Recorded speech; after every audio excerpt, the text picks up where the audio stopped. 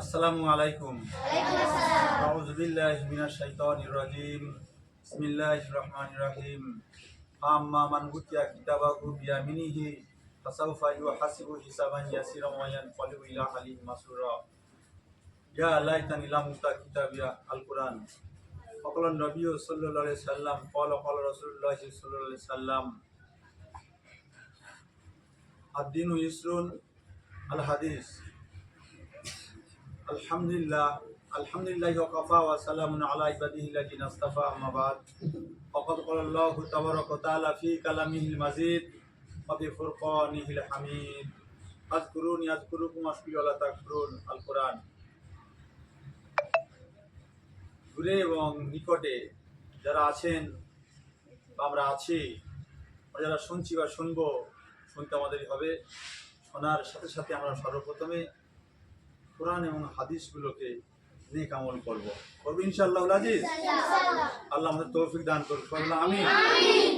দূরে যারা শুনছেন বা শুনবেন, যারা ইউটিউবের মাধ্যমে শুনবেন বা চ্যানেলে শুনবেন, সবাই দয়া করে একটু সাবস্ক্রাইব করে দেবেন এবং সেই সঙ্গে সঙ্গে শেয়ার করবেন আমাদের আগামী ভিডিও, এরকম দ্বীন ইসলামিক ভিডিও বানানোর জন্য।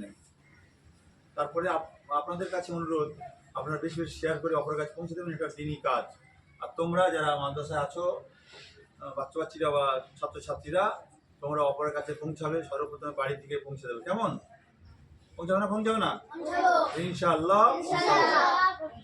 আল্লাহ সুবহানাহু ওয়া তাআলা আমাদেরকে সৃষ্টি করেছেন খুব ভালোবেসে এবং খুব সুন্দর ব্যবস্থাপনায় রেখেছেন। এই সময় মানুষ কত দিকে ডাক্তারখানার বেডে শুয়ে শুয়ে তারা পহর গুনছে মরণের জন্য, আল্লাহ মরণ দাও, গুনছে না? কত মানুষ দেখো রাস্তাঘাটে চলাফেরা করছে, সেই সাথে সাথে রোজগার ইনকাম করছে, আনন্দ উৎফুল্লে কাটাচ্ছে।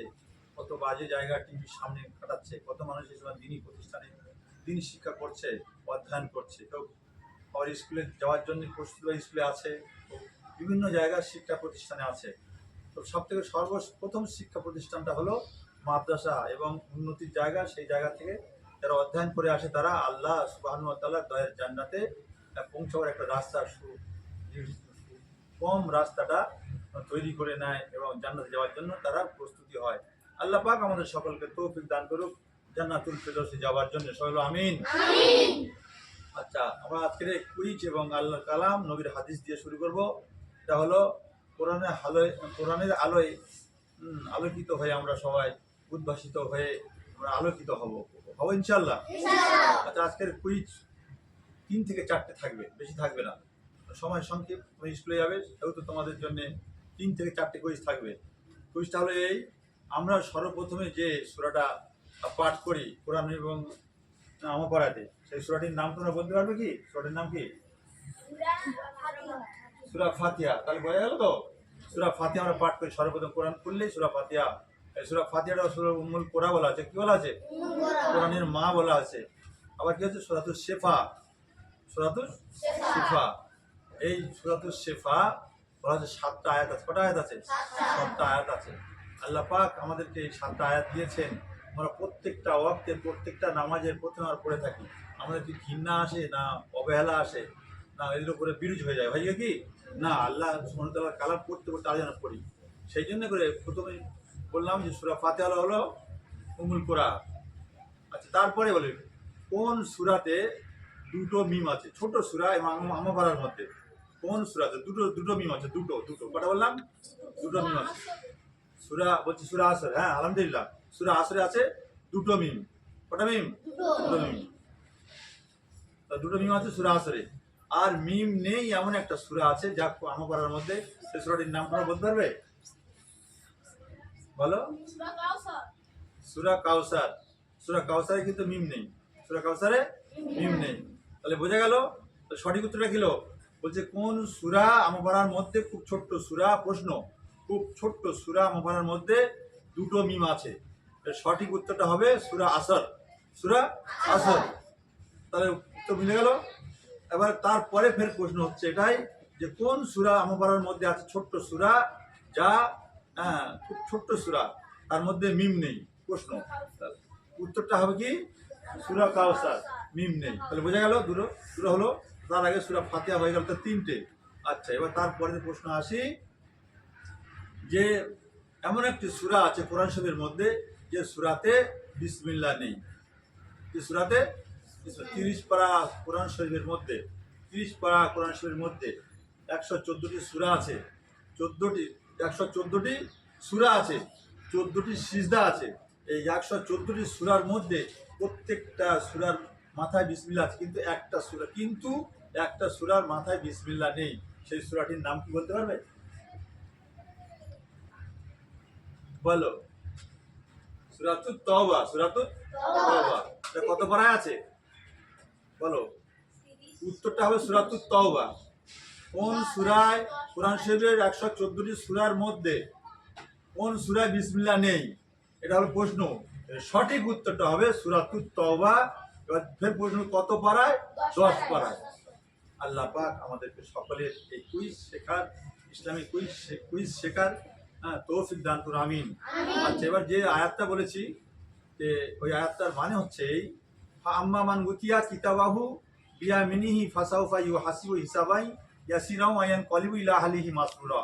আল্লাহ পাক বলছেন যে আমি যাদেরকে ডান হাতে আমলনামা দেবো, যাদেরকে ডান হাতে, মানে এটা সিধা হাত বলছে, ডান হাত বলা হয়, এই ডান হাতে আমলনামা দেব, তাদের হিসাবটা খুব সহজভাবে নেব আর সম্মুখ দিয়ে নেব। আর তাদের ঠিকানা হবে জান্নাত, তারা জান্নাতে পৌঁছে যাবে। যাদের মানে আমলনামাটা আল্লাহ পাক বলছেন আমি বাম হাতে দেবো, বাম হাতে দেবো, তাদের হিসাবটা খুব কড়াকড়ি শক্তভাবে নেব, আর তাদের ঠিকানা হবে জাহান্নাম। তবে কিছুদিন তারা জাহান্নাম ভোগ করার পরে আবার তারা জান্নাতে প্রবেশ করবে। তবে তাদের কপালে একটা কালো দাগ থেকে যাবে, জাহান্নামে ছিল। জান্নাতবাসীরা বলবে যে দেখ তোরা জাহান্নামে ছিলিস, তখন আল্লাহ সুবহানাহু ওয়া তাআলার কাছে বলবে যে আল্লাহ তা আমাদের জাহান্নামই বলছে। তখন আল্লাহ সুবহানাহু ওয়া তাআলা একটা নহরে গোসল করানোর পরে সব জান্নাতবাসীরা যত থাকবে সকলের কপালে দাগ থাকবে, কেউ কার বলতে পারবে না, বুঝে আসেনি? কেউ কারোর উপর ঠাট্টা করতে পারবে না। আবার যাদের আমলনামাটা পিছন দিক দিয়ে বাম হাতে দেবে, পিছন দিক দিয়ে কেমন ধরে দেবে, এই বুকটা ফেড়ে চালা করে দেবে, বুকের ভিতর থেকে হাত বাম হাতটা ঢুকিয়ে দেবে, দেওয়ার পরে এবার পিঠটা ফেড়ে দিয়ে পিঠের থেকে হাত বার করে বাম হাতে আমলনামা দেবে। তাদের হিসাবটা তো কঠিনতর আরো কঠিন হবে, আর তাদের হিসাবটা কঠিনতর কঠিন হওয়ার পরে তারা কোনো দিন তারা জান্নাতে যেতে পারবে না, তারা চির জাহান্নামী হয়ে যাবে। তখন তারা আমলনামা সকলের কাছে পড়তে বলবে আল্লাহ সুবহানাহু ওয়া তাআলা, তখন তারা পড়তে চাইবে না। তখন তারা বলবে ইয়া লাইতানি লাম উতা কিতাবিয়া, হায় রে হায়, আমাদের যদি এই আমলনামা না দেওয়া হতো তাহলে কতই না ভালো হতো, কতই না ভালোই হতো। তাহলে আমাদের আমলনামা তৈরি করতে গেলে কি হবে, কি করতে হবে বলো? আমলনামা তৈরি করতে গেলে কি করতে হবে? আল্লাহর হুকুম, নবীর সুন্নত তরিকায় জীবন যাপন করতে হবে। আল্লাহর হুকুম কি? নামাজ, কলেমা, নামাজ, রোজা, হজ, যাকাত, দান খায়রাত, ভালো কাজ, মন্দ কাজ থেকে বাঁচা এবং মন্দ কাজে যাওয়া, মন্দ রাস্তা থেকে ফিরে এসে ইহদিনাস সিরাতাল মুস্তাকিমের রাস্তা পরিচালিত হওয়া। এটা হলো আমলনামা তৈরি করা ডান হাতে পাওয়ার জন্য। আর বলা হয়েছে জান্নাতে যাওয়ার জন্য কি করতে হবে? এইগুলো করতে হবে, আর করবে ইনশাল্লাহ। আর নবীর সুন্নত জারি করবো। সর্বপ্রথমে আমাদের বাড়িতে দুটো জিনিস নিয়ে যাই এখান থেকে। একটা হলো দস্তরখানা, একটা কি দস্তরখানা, দস্তরখানা ফেলে তাদের খানা খাবো। দ্বিতীয়ত আমরা মেসওয়াক করবো, ওযু করার আগে মেসওয়াক করবো, নামাজ পড়ার হোক আর কোরআন তেলাওয়াত করা হোক, তো আমরা মেসওয়াক করবো। এই মেসওয়াক করার দরুন একটা সুন্নত আদায় হবে। একটা সুন্নত আদায় করলে 100 শহীদানের সওয়াব তার আমলনামায় আল্লাহ সুবহানাহু ওয়া তাআলা লিখে দেবেন। বলো সুবহানাল্লাহ। আল্লাহ পাক আমাদের সকলের শোনা বলার থেকে বেশি বেশি করে নেক আমল করার তৌফিক দান করুন, আমিন। আসসালামু আলাইকুম।